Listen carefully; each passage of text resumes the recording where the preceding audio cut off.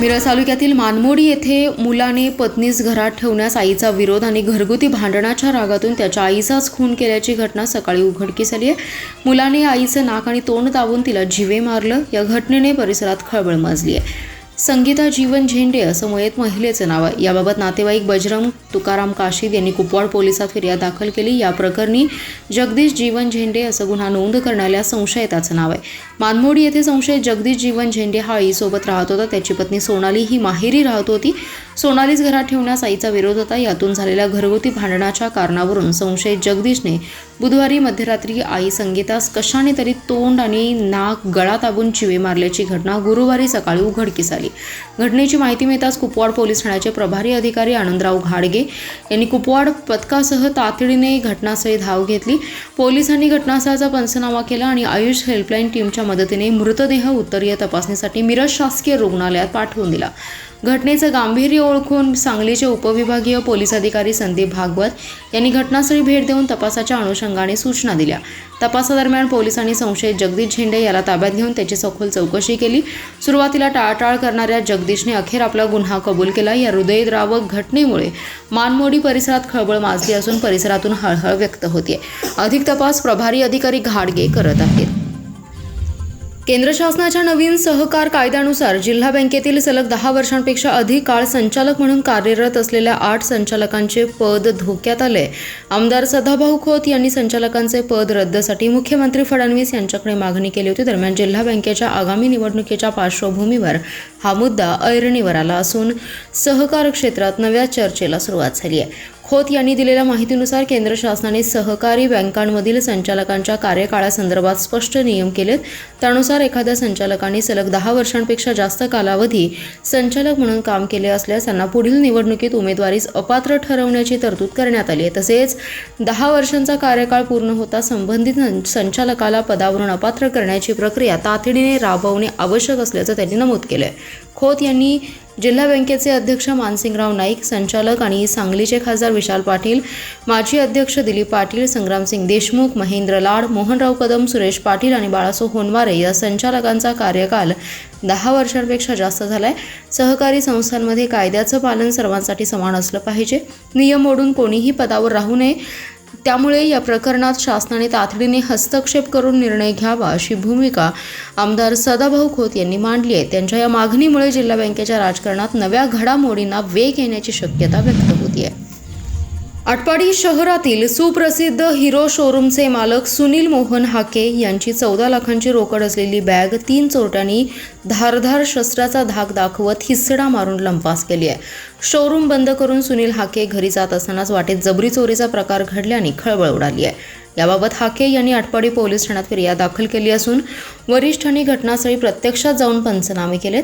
आटपाडी शहरात अशा चोरट्यांमुळे नागरिकांमध्ये भीतीचं वातावरण निर्माण झाले। हिरो शोरूमचे मालक सुनील हाके शोरूम बंद करून दुचाकीवरून घरी जात असताना जोगेश्वरी होंडा शोरूमच्या समोर थोड्या अंतरावर गेले असता समोरून एक दुचाकीवर 3 चोरट्यांनी हाके यांच्या गाडीच्या समोर थांबवून त्यांना अडवलं। एका चोरट्यांनी गाडीवरून उतरून हाकेच्या पाठीवरील अडकवलेली बॅग हिसडा मारून घेत असताना हाके यांनी आरडाओरडा केला। त्यावेळी दुसऱ्या चोरट्याने शस्त्र दाखवून हाके यांची रोख पैशांची बॅग घेऊन 3 चोरटे पसार झाले।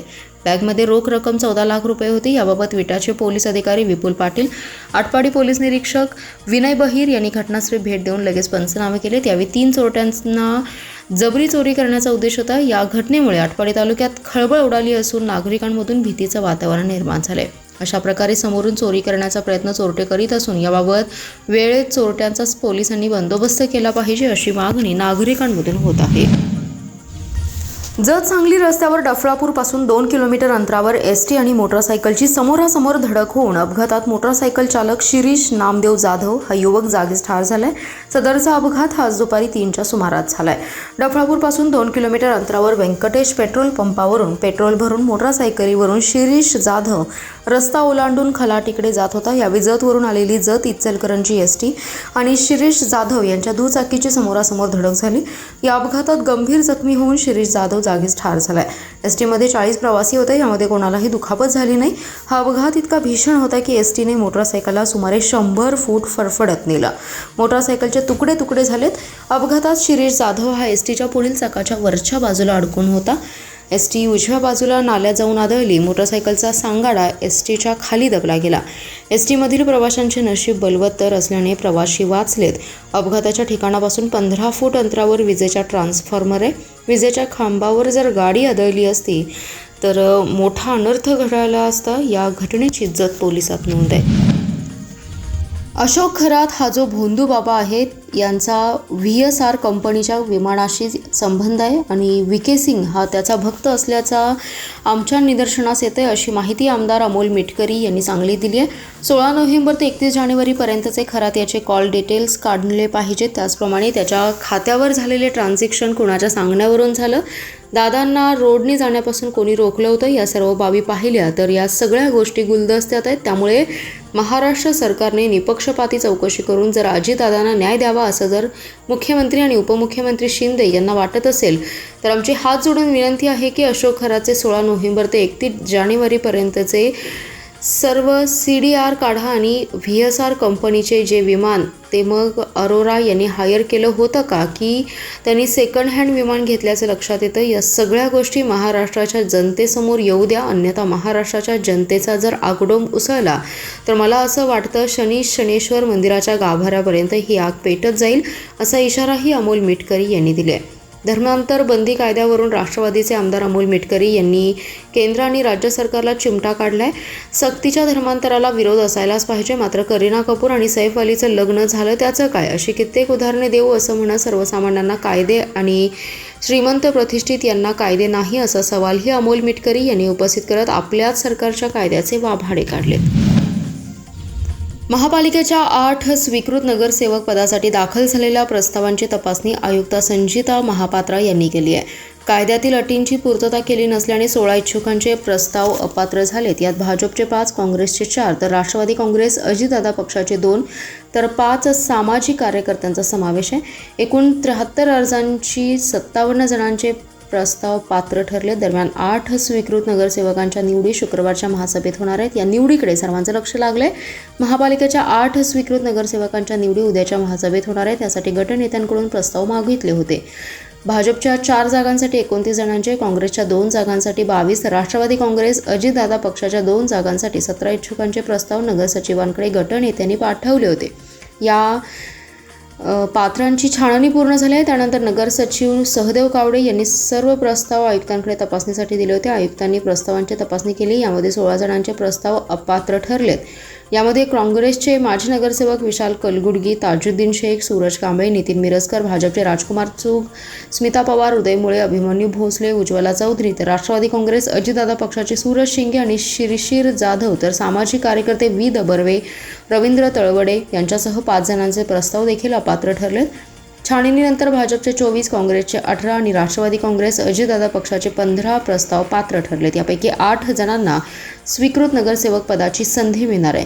स्वीकृतसाठी भाजपकडून केदार खाडीलकर, पांडुरंग कोरे, बाबासाहेब आळतेकर, मनोज सरगर, राष्ट्रवादी पक्षाकडून पद्माकर जगदाळे, आकाश माने, स्नेहल सावंत, आयशा नाईकवडी, काँग्रेसकडून अमित शहा, समीर बिरनाळे, तौफिक शिकलकार, प्रमोद सूर्यवंशी दावेदार आहेत. सांगलीतील मुस्लिम एज्युकेशन सोसायटीच्या निवडणूक प्रक्रियेला वक्फ बोर्डाच्या आदेशाने स्थगिती देण्यात आली आहे. त्यामुळे सकाळपासून असलेला तणाव अखेरीस निवळला. दोन्ही गटाचे समर्थक मुस्लिम एज्युकेशन सोसायटीमध्ये दाखल झाल्याने तणावाची परिस्थिती होती. अखेरीस आज होणाऱ्या निवडणूक प्रक्रियेला स्थगिती मिळाल्याने गोंधळ थांबला. मुस्लिम एज्युकेशन सोसायटीची पंचवार्षिक निवडणूक राबवताना वक्फ बोर्डाची परवानगी घेतली नाही. उलट अनेक जुन्या सभासदांची नावे वगळण्यात आल्याचा आरोप करत मुजीर जांभळीकर आणि जब्बार बारसकर यांनी वक्फ बोर्डाकडे तक्रार केली होती. फक्त 40 सभासदांमध्ये ही निवडणूक प्रक्रिया राबवली जात असल्याची बाब निदर्शनास येताच वक्फ बोर्डाने आजच्या निवडणूक प्रक्रियेला स्थगिती दिली. त्यामुळे निवडणुकीवरून सुरू असणाऱ्या मुस्लिम समाजातील वाद अखेर निवडणूक अधिकाऱ्यांच्या पत्रामुळे संपुष्टात आलाय. तर बेकायदेशीरपणे निवडणूक घेऊन संस्था ताब्यात घेण्याचा काहींचा प्रयत्न होता. मात्र वक्फ बोर्डामुळे बेबंदशाहीला आळा बसल्याची प्रतिक्रिया तक्रारांनी व्यक्त केली. संसदेत महिला आरक्षण विधेयकाच्या समर्थनार्थ सांगलीत भाजप महिला मोर्चाच्या वतीने नारी शक्ती वंदन पदयात्रा काढण्यात आली आहे. या पदयात्रेला महिलांनी उत्स्फूर्त प्रतिसाद दिला. महिला मोर्चाच्या अध्यक्षा स्वाती खाडे यांच्या नेतृत्वाखाली ही पदयात्रा काढण्यात आली आहे. शहरातील 100 फुटी रस्त्यावरील आमदार सुरेश खाडे यांच्या निवासस्थानापासून पदयात्रेला सुरुवात झाली। विश्रामबाग चौक शहीद अशोक कामटे चौकातून खाडे यांच्या निवासस्थानी पदयात्रेची सांगता झाली। पदयात्रेदरम्यान स्वाक्षरी अभियान ही राबवण्यात आले। महिला सन्मान, महिला जागरूकता आणि महिला एकजुटीचा संदेश समाजापर्यंत पोहोचवण्याच्या उद्देशाने विविध महिला संघटना, स्वयंसेवी संस्था, बचत गट, कॉलेज, युवती आणि सर्वसामान्य महिलांच्या सहभागातून ही पदयात्रा आयोजित केल्याचे अध्यक्षा खाडे यांनी सांगितले।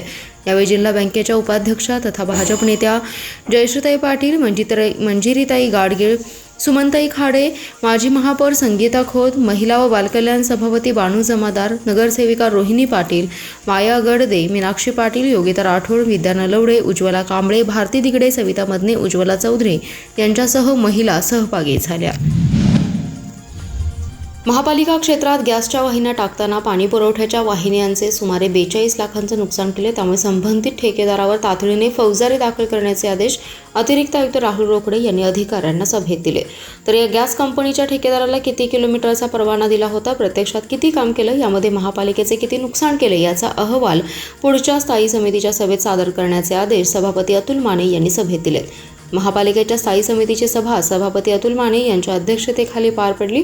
या सभेत गॅस कंपनीच्या वाहिन्यांचा प्रश्न ॲडव्होकेट स्वाती शिंदे आणि अभिजित भोसले यांनी उपस्थित केला।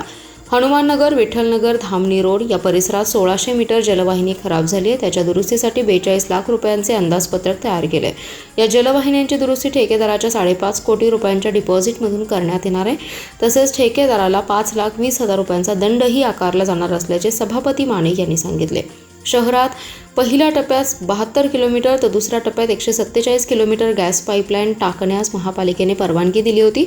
ठेकेदारांनी आणखी 80 किलोमीटर पाईपलाईनचा प्रस्ताव दिला आहे। गत सभेत तत्कालीन आयुक्तांनी महापालिकेचे नुकसान केल्याप्रकरणी ठेकेदारावर फौजदारी दाखल करण्याचे निर्देश दिले होते। त्यानुसार आता अतिरिक्त आयुक्त शहर अभियंत्यांना तात्काळ फौजदारीचे आदेश दिल्याचंही त्यांनी सांगितले।